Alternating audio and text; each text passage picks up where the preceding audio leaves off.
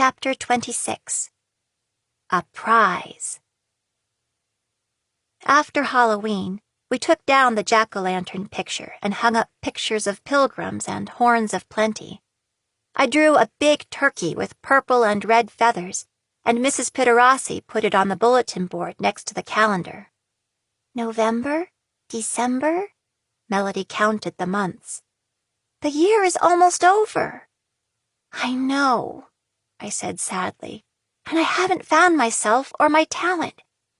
I guess I'll have to wait until the next year of the dog. But the next morning, while we were all sitting in our seats, the loudspeaker crackled. It was a surprise announcement.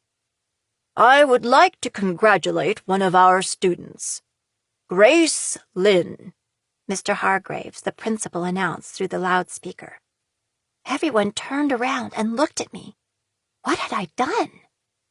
Grace's book, The Ugly Vegetables, has won 4th place in the National Written and Illustrated Awards Contest for Students. This is a great honor, especially since she was chosen out of more than 20,000 entries. Grace will receive $400 and a certificate for winning 4th place. I couldn't believe it. I felt like I had been tickled awake from a nap. Melody was bouncing up and down in her seat. The whole class was clapping. I had forgotten about the contest over the summer, and now I had won 4th place. Congratulations, Grace, Mrs. Pitterossi said. All my friends gathered around me, congratulating me.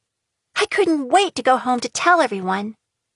At home, Mom and Dad were just as excited as everyone else. You said you'd cry if my book won a prize, I reminded Mom.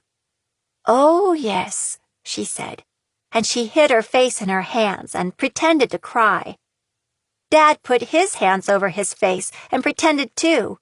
Kai and I laughed. Lishi rolled her eyes.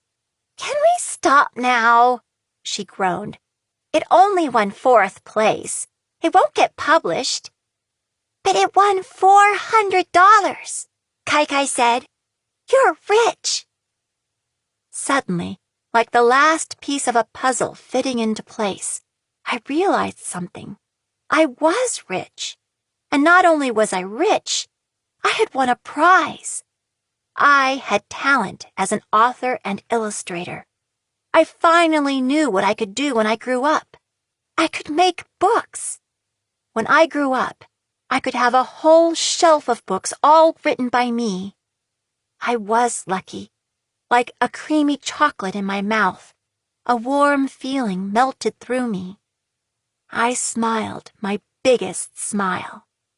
I found myself, I told everyone. I'm going to make books when I grow up. Yeah, right, Lishi said. You'll change your mind. No, I won't, I insisted. You'll see. There's lots of time to find out, Dad said. There's no rush. Yes, there was, I told him. I had to figure it out before the year of the dog was over. Oh, Dad said, laughing.